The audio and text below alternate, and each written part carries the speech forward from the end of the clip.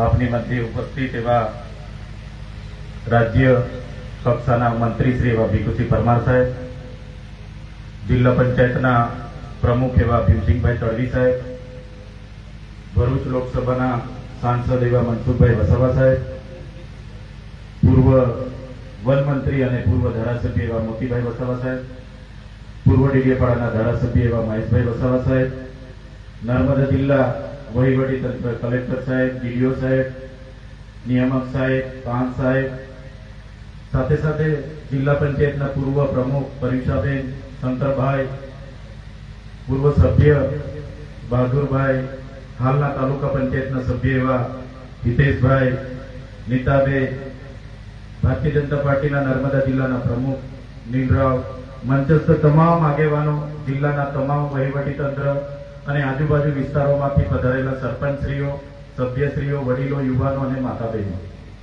સાથીઓ, આજનો દિવસ એ રાષ્ટ્રપિતા મહાત્મા ગાંધીજીનો જન્મદિવસ પણ છે અને જે રીતે 1997માં ભરૂચ જિલ્લામાંથી જે પ્રકારે નર્મદા જિલ્લો છૂટો પડ્યો અને વિકાસને વેગ મળ્યો, એ જ પ્રકારે અઠવાડિયા પહેલા કેબિનેટની બેઠકમાં ગુજરાતની સરકારે ગુજરાતના 17 જેટલા તાલુકાઓ નવરચિત કરવા માટેની એક જાહેરનામું પ્રસિદ્ધ કર્યું અને એમાં પણ ડેડિયાપાડા તાલુકામાંથી જ્યારે ચિત્તા તાલુકો બની રહ્યો હોય તો આજના પ્રસંગે અહીં ઉપસ્થિત તમામ મહાનુભાવોને, તમામ લોકોને હું અભિનંદન પણ આપું છું અને ગુજરાત સરકારનો આભાર માનું છું.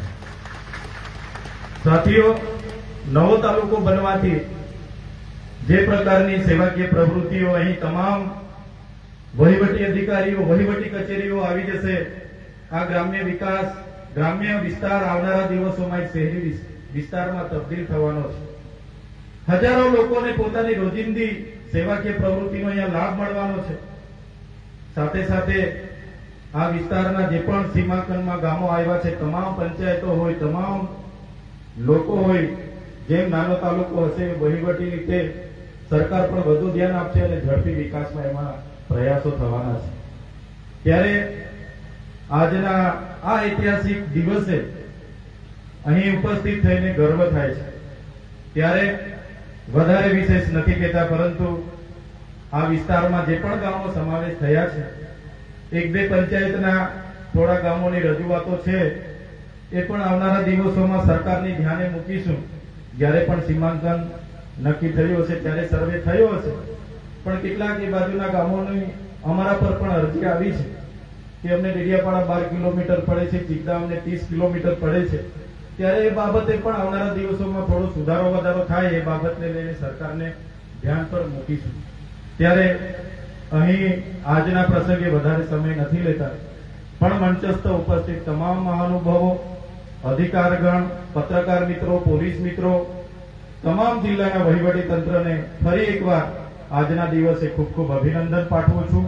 સાથે સાથે આશા રાખીએ છીએ આવનારા ભવિષ્યમાં ચિત્તા તાલુકો એક વેગવંતો બને, આ વિસ્તારના છેવાડાના વ્યક્તિ સુધી વિકાસ પહોંચે, સરળ વહીવટ થાય, એ જ અપેક્ષા સાથે એક નાની આજના શુભ દિન એક નાની મારી જે ધ્યાન દોરવા જેવી બાબત છે, તે પણ કલેક્ટર સાહેબ અને મંત્રી સાહેબને હું ધ્યાન પર મૂકું છું. માનનીય કલેક્ટર સાહેબ અને મંત્રી સાહેબ, મારા મત વિસ્તારમાં આટલો મોટો પ્રોગ્રામ છે, પણ વહીવટી તંત્ર દ્વારા નથી મને ફોનથી જાણ કરવામાં આવી કે નથી મને આમંત્રણ પત્રિકા આપવામાં આવે. આ તો મને સાંજે મોડા ખબર પડી. અહીંના કેટલાક સરપંચોએ આગ્રહ કર્યો કે ધારાસભ્ય સાહેબ તમે પણ હાજર રહેજો, અને કેટલાક વડીલોએ આગ્રહ કર્યો, એટલે હું અહીંયા પધાર્યો છું. પણ હું સરકારનો પ્રતિનિધિ છું, સ્થાનિક ધારાસભ્ય છું.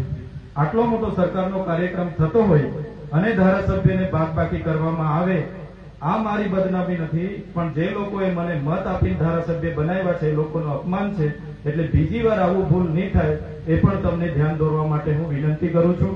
મને આ અવસરે જે 5 મિનિટ બોલવા માટેની તક આપી છે, એ બદલ વહીવટી તંત્ર અને જેમણે મને સાંભળ્યા છે, જેમણે મારું સ્વાગત કર્યું, સન્માન કર્યું, એવા તમામ લોકોનો હું આભાર માની વિનમું છું. ધન્યવાદ. જય આદિવાસી.